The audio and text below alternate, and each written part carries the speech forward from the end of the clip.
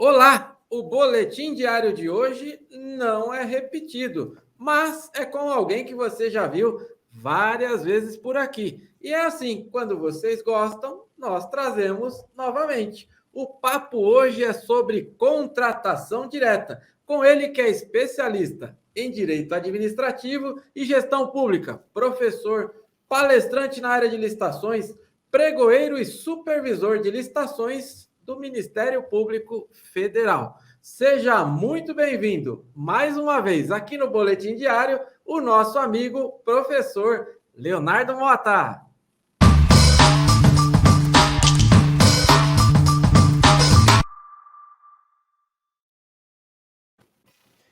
Olá, Ricardo. Tudo bom, meu amigo? Mais uma vez, uma satisfação enorme estar aqui com você, né? Quando nós recebemos o convite aí novamente, não tinha como recusar. É sempre sim, né? É sempre sim o convite. É sempre sim, professor. É sempre sim o convite, né? A Forsete, né? A gente já tem acompanhado há muito tempo, já é uma parceria, né? Já virou amizade, a parceria. Então, meu amigo, é uma satisfação mais uma vez estar aqui com vocês, falando sobre licitação, falando sobre a nova lei.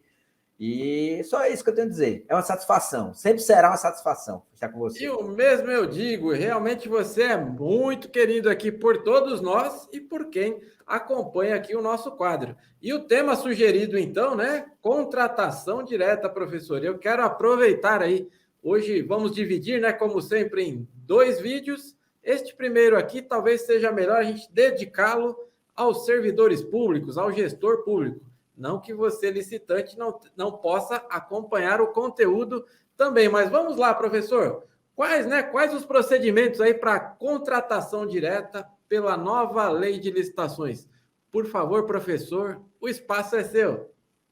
Ricardo, colegas, e você falou muito bem, Ricardo. Apesar de ser um assunto, né, que aparenta ser para servidor público, mas o licitante que ele é atenado, que ele é capacitado, ele tem que conhecer todas as regras da Lei 14.133, né, que nós vamos falar agora, inclusive sobre a formalização do processo, né, da contratação direta. Né? O que é importante trazer é que nós tínhamos uma situação na Lei 8.666, onde nós tínhamos lá as regras, né, no artigo 24, né, licitação dispensável, no artigo 25, inexigibilidade, mas a gente não tinha procedimentos. Agora, na Lei 14.133, não só na contratação direta, mas em vários pontos, a lei traz uma espécie de checklist dos procedimentos, né? E é importante se atentar. A primeira coisa que a gente traz de importante é o seguinte: se você vai fazer contratação direta pela Lei 14.133, e você que está contratando para a administração pública, você não pode deixar de observar as regras do artigo 72. Né? Então, o artigo 72 da Lei 14.133 é onde ele traz a formalização do processo, como o processo tem que ser formalizado. E aí, importante reforçar aquilo que nós falamos, é uma espécie de checklist. Né? Para quem gosta de checklist, que é uma ferramenta importante para você ver se o seu processo está devidamente instruído, artigo 72, o que é que você tem que ter na contratação direta? Documento de oficialização da demanda, o documento de formalização da demanda, certo? É aquele start do processo, indicar qual é a necessidade do processo da contratação direta. Se for o caso, olha só, pessoal, que importante.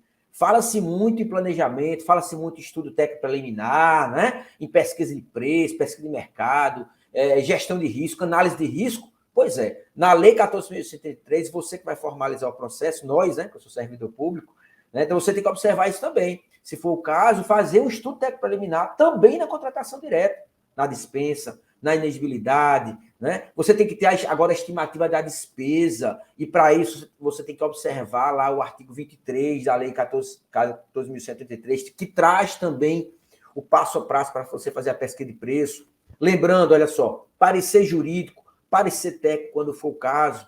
Logicamente, a gente tem algumas exceções, inclusive a Instrução Normativa da AGU, né, 2021, a número 1, onde traz, a depender da situação lá da Instrução Normativa, que ela é tratada, a dispensa, né, do parecer jurídico, se de repente aqueles documentos são formalizados, a contratação, tem uma padronização, né, da assessoria jurídica, né, mas não dispensa caso, por exemplo, haja alguma discussão referente à segurança, né, da legalidade do processo, demonstração da compatibilidade com os recursos orçamentários, traz agora uma informação importante dentro da formalização do processo, que é a observância a critérios habilitatórios, né? Então, olha só, mais do que nunca, se nós formos observar o artigo 72, ele parece muito o rito do planejamento de licitação. Então, é muito importante para quem vai fazer, e aí, pessoal, é muito importante lembrar o seguinte, eu não estou falando, né? A professora falou da dispensa de licitação. Não, contratação direta. Dispensa ou inexigibilidade de licitação. Razão da escolha, justificativa do preço e autorização da autoridade competente. Então, primeiro ponto, Ricardo, que a gente vem trazer, colegas, é isso, a importância da formalização. Então, nós vimos aí, né, desde a Lei 14.133 vigente, vamos dizer assim, a necessidade do gestor público contratar por dispensa, né? Vamos utilizar a dispensa porque aumentou o valor, né? Mas só que, meus amigos, agora o artigo 72, você tem que observar para você formalizar seu processo, né? E aí, para reforçar isso aí, Ricardo, só para finalizar essa questão da formalização, o artigo 73, ela traz a informação importante, que é exatamente a responsabilização de quem atua no processo. Fala lá, né? Se por acaso a contratação houver dolo, né? Houver fraude, né? Não fala com relação à formalização, mas, de repente, um procedimento errado pode levar à responsabilização daqueles que estão envolvidos. E aí, quando você bem lembrou, né, sobre a questão do licitante ficar atento, é o seguinte, olha só, você que é licitante, o cara que é o licitante que está contratado pela Lei 14.183 em um órgão que não segue a formalização, ou de repente há algo errado naquele processo, naquela formalização do processo, se ele for chamado dentro de uma apuração de um controle interno, Tribunal de Contas do Estado, Tribunal de Contas da União, o licitante que foi contratado, ele também pode ter que responder lá dentro daquele processo. Então, é muito importante para os dois lados observar isso aí, né? Então, o primeiro ponto de novidade da nova lei é a formalização, né? Mas, como eu falei, é um checklist. Então, pega esse checklist do artigo 72 e cumpre lá que você vai fazer o seu processozinho com segurança. Professor, você sempre fala com uma clareza e faz parecer que é fácil. E eu tenho certeza que todos que estão acompanhando aí já fizeram as suas anotações. E dando sequência aqui, professor, que isso é uma dúvida, inclusive recorrente aí, né? Exercício 2022, Lei 8666, 14133, gestor público, como é que ele pode fazer aí, professor? Pode navegar aí referente aos limites de um, de outro? Vamos esclarecer esse assunto aí? Por favor, certeza, professor. Hein? Importante demais, Ricardo, importante demais, porque não só, né, a gente vai falar dos limites, mas é importante lembrar dessa navegação que você bem falou, né? Você pode navegar pela Lei 866, pela 1473, é sempre importante a gente lembrar lá os artigozinhos 190, 191, parágrafo único, né? Quando ele diz o seguinte, que apesar de nós termos a nova Lei de Licitações e Contratos, o gestor ele pode, em certo momento, contratar pela Lei 14.133, contratar pela Lei 8666, fazer um pregão pela Lei 10.520, não é? Enquanto, de repente, não faz a regulamentação da sua lei, e ir fazendo essa experimentação. E é a mesma situação na contratação direta, porque lá o artigo 191 fala que ele escolhe, inclusive, para efeito de contratação direta. O que você não pode fazer é, no mesmo processo, você utilizar regras da Lei 8666 e da Lei 1433. Isso aí você não pode fazer. Você tem que deixar claro, inclusive, lá no processo, qual é a legislação, qual é a lei que você está seguindo, quais são os procedimentos que você está seguindo, né? E a gente vindo aí para a questão específica dos valores, é uma questão muito curiosa, né, Ricardo?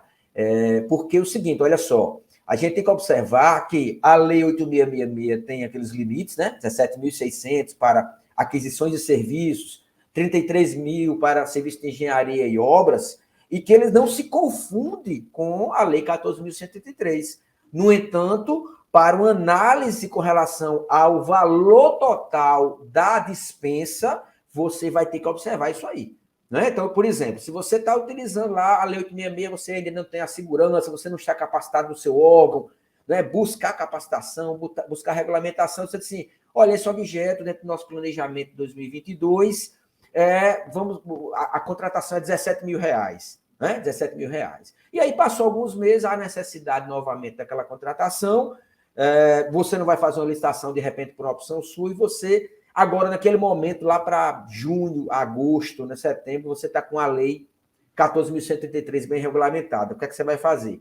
Se você optar agora por usar o limite da dispensa, você tem que observar agora o limite máximo, né, da 14.133, né, Ricardo, que inclusive foi atualizado, né, o pessoal estava falando lá, mas até 50 mil reais, primeira coisa, contratações com valores inferiores a 50 mil reais, que agora é 54 mil, né? Contratações de obras e serviços de engenharia, valores até 100 mil reais, agora é 108 mil. Mas você tem que analisar o seguinte, já utilizei para aquele objeto, não é? Para aquela necessidade, 17 mil reais, então eu tenho que abater do limite da lei 1483. E não você zerar e simplesmente utilizar o limite da 1483. E pior, Ricardo, como no começo da lei, hoje em dia o pessoal está mais tentando ficar mais esclarecido, mas é importante falar o óbvio, né? A gente sempre fala isso aí, o professor Rafael Ícaro, né? Sempre fala isso, né? O óbvio é importante de ser falado, né? Então, nosso grande amigo Rafael Ícaro. Rafael Ícaro, ele tem essa expressão dele aí que o óbvio tem que ser falado, e o óbvio é isso, você não vai somar 17.600 com 54 mil, aí é o absurdo do absurdo, né? Então, é importante. Vai optar por utilizar uma ou outra lei, o processo específico que você for fazer tem que utilizar, não pode misturar as normas, e com relação aos limites, se você já utilizou da Lei 866 e vai utilizar o limite 1433, agora você abate o que você já utilizou. E aí, entendo que está tudo tranquilo.